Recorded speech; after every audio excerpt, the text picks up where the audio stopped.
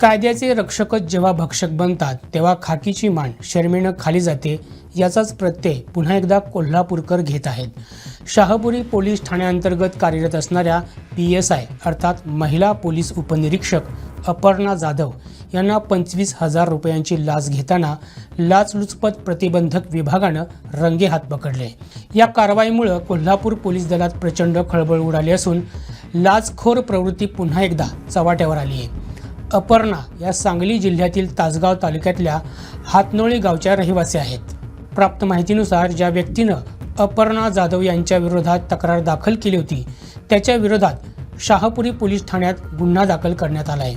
त्या गुन्ह्यात त्याला जामीन मिळवून देण्यासाठी आणि कायदेशीर मदत करण्यासाठी अपर्णा जाधव यांनी थेट 50,000 रुपयांची लाच मागितली होती।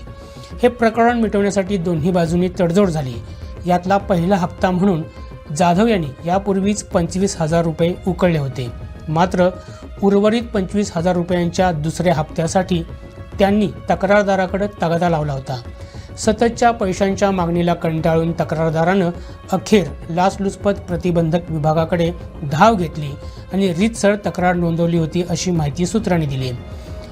ACBचा सापळा आणि तक्रारदाराच्या अर्जाची शहानिशा केल्यानंतर लाचलुचपत विभागानं शाहपुरी पोलीस ठाण्याच्या परिसरात सापळा रचला। ठरल्याप्रमाणे तक्रारदार 25,000 रुपयांची रक्कम घेऊन घटनास्थळी पोहोचला। पोलीस स्थानकात अपर्णा जाधव यांनी ती रक्कम स्वीकारताच दबा धरून बसलेल्या ACBच्या पथकानं त्यांना नोटांसकट रंगेहात पकडलं। ACBच्या पथकासमोर आरोपी महिला अधिकाऱ्यानं यापूर्वी 25,000 रुपये घेतल्याची आणि जामीन मिळवून देण्याच्या नावाखाली पैशांची वसुली केल्याची कबुली दिली असा दावा ACBने केला आहे। या संपूर्ण कारवाईत लाचखोर महिला अधिकाऱ्याचा पर्दाफाश झाला असला तरी लाचलुचपत विभागाच्या कारभारावर आता गंभीर प्रश्नचिन्ह निर्माण झाले।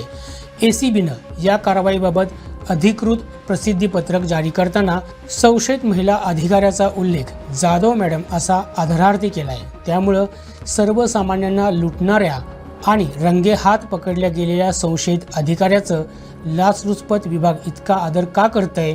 लाचखोर जर अधिकारी असेल तर त्याला मॅडम किंवा साहेब म्हणून आदर द्यायचा का, असा संतप्त सवाल कोल्हापूरकरांकडून विचारला जातोय। गोव्यासह महाराष्ट्रातील अशाच महत्त्वपूर्ण घडामोडी जाणून घेण्यासाठी आमच्या प्रुडंट मराठी YouTube चॅनलला सबस्क्राईब करा।